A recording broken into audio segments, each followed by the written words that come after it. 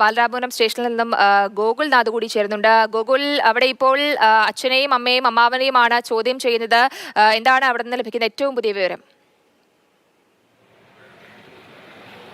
ജയലക്ഷ്മി, ശ്രീജിത്ത് അതേപോലെ തന്നെ അമ്മാവൻ ഹരികുമാർ, ഇവരെയാണ് മൂന്ന് പേരെയാണ് ഇപ്പോൾ ചോദ്യം ചെയ്തു വരുന്നത്. ചോദ്യം ചെയ്തതിൽ വ്യക്തമായ പോലീസിന് ധാരണകളുണ്ട്. അതായത് മൊഴികളിൽ വലിയ വൈരുദ്ധ്യങ്ങൾ നിലനിൽക്കുകയാണ്. അച്ഛനൊപ്പമാണ് കുട്ടി കിടന്നുറങ്ങിയതെന്നുള്ളതാണ് അമ്മ ശ്രീതു പോലീസിന് നൽകിയ മൊഴി. അതേപോലെ തന്നെ അമ്മയ്ക്കൊപ്പമാണെന്നുള്ളതാണ് അച്ഛൻ പോലീസിന് നൽകിയ മൊഴി. അപ്പോൾ ഈ രണ്ട് മൊഴികളിലും വലിയ വൈരുദ്ധ്യം നിലനിൽക്കുന്നുണ്ട്. പോലീസ് പറയുന്നത് ഇത്തരത്തിൽ വീടിന് തീ വെച്ച് ആത്മഹത്യ ചെയ്യാൻ ഇവർ നടത്തിയ ശ്രമമാകാം എന്നുള്ളതാണ്. അപ്പോൾ കുട്ടി എങ്ങനെ കിണറ്റിൽ പോയെന്ന അടക്കമുള്ള കാര്യങ്ങളിൽ വ്യക്തത കൂടുതൽ വരേണ്ടതുണ്ട്.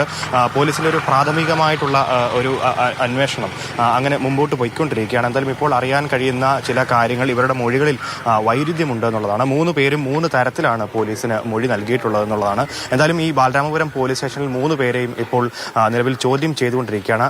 കുട്ടിയുടെ അച്ഛനും അമ്മയും ഒപ്പം അമ്മാവനെയുമാണ് ചോദ്യം ചെയ്തുകൊണ്ടിരിക്കുന്നത്. ഇവർക്ക് വലിയ സാമ്പത്തിക പരാധീനതകൾ ഉണ്ടായിരുന്നതായിട്ടുള്ള അറിവുകളുണ്ട്. ഇവർക്ക് 30 ലക്ഷം രൂപയോട് അടുപ്പിച്ച് സാമ്പത്തികമായ ബുദ്ധിമുട്ടുകൾ, കടബാധ്യത ഉണ്ടായിരുന്നു. ഈ കടബാധ്യത ഈ അടുത്ത കാലത്ത് വരെ വലിയ പ്രശ്നങ്ങളിലും ഉണ്ടായിരുന്നു. ഇത് ബാലരാമപുരം പോലീസ് സ്റ്റേഷനിൽ തന്നെ മുൻപ് പരാതികളുമായി ഇവർ രജിസ്റ്റർ ചെയ്തിട്ടുമുണ്ട് എന്നുള്ളതാണ് അറിയാൻ സാധിക്കുന്നത്. അങ്ങനെയെങ്കിൽ ഈ സാമ്പത്തിക പരാധീനത തന്നെയാണോ ഇത്തരത്തിൽ ആത്മഹത്യയിലേക്ക് പോവുകയും അതേപോലെ തന്നെ കുട്ടിയെ കിണറ്റിലിട്ടതാണോ എന്ന് തുടങ്ങിയ സംശയങ്ങളാണ് ബാലരാമപുരം പോലീസ് ഉള്ളത്. എന്തായാലും കുട്ടി ഒരിക്കലും നടന്നുപോയി കിണറ്റിൽ ചാടാനുള്ള സാധ്യത അല്ലെങ്കിൽ അങ്ങനെ വീഴാനുള്ള സാധ്യതകളൊന്നും ഇല്ല എന്നുള്ളത് തന്നെയാണ് പോലീസിന്റെ പ്രാഥമികമായിട്ടുള്ള തിരിച്ചറിവ് അല്ലെങ്കിൽ അന്വേഷണത്തിൽ നടത്തിയിട്ടുള്ള കണ്ടെത്തലുകൾ എന്നുള്ളതാണ്. എന്തായാലും വീടിനുള്ളിൽ എങ്ങനെ തീ പടർന്നു, ആ തീ ആര് കത്തിച്ചു തുടങ്ങിയ കാര്യങ്ങൾ, ഒപ്പം ഇത് മണ്ണെണ്ണ ഒഴിച്ച് കത്തിച്ചതെന്നുള്ള വ്യക്തമായ ബോധ്യങ്ങളും പോലീസിനുണ്ട്. ഇതൊക്കെ പ്രാഥമികമായിട്ടുള്ള അന്വേഷണത്തിന്റെ ഭാഗമായി നടന്നിട്ടുള്ള ചില കണ്ടെത്തലുകളാണ്. അതിനപ്പുറത്തേക്ക് ശാസ്ത്രീയമായ അടിത്തറയിൽ നടത്തിയിട്ടുള്ള പരിശോധനകൾ കൂടെ നടന്നാൽ മാത്രമേ കൃത്യമായ വിവരങ്ങൾ ഇതിൽ പങ്കുവയ്ക്കാൻ സാധിക്കുള്ളൂ. എന്തായാലും ഈ ഒരല്പസമയത്തിനകം തന്നെ ഇവരുടെ ചോദ്യം ചെയ്യലൊക്കെ പൂർത്തിയാകും എന്നുള്ളതാണ്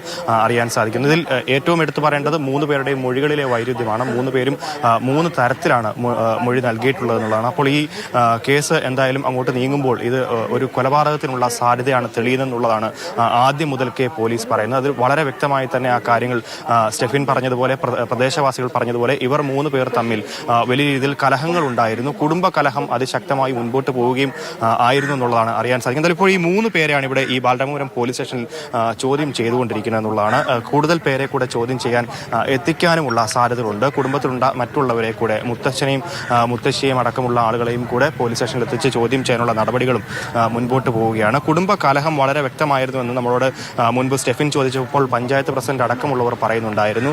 ഇവർ തമ്മിൽ നിരന്തര കലഹം ഉണ്ടായിരുന്നു. അതേപോലെ തന്നെ ഈ അച്ഛൻ ശ്രീജിത്ത് ഈ അടുത്താണ് വീട്ടിലേക്ക് വരികയും ചെയ്തിട്ടുള്ളത്.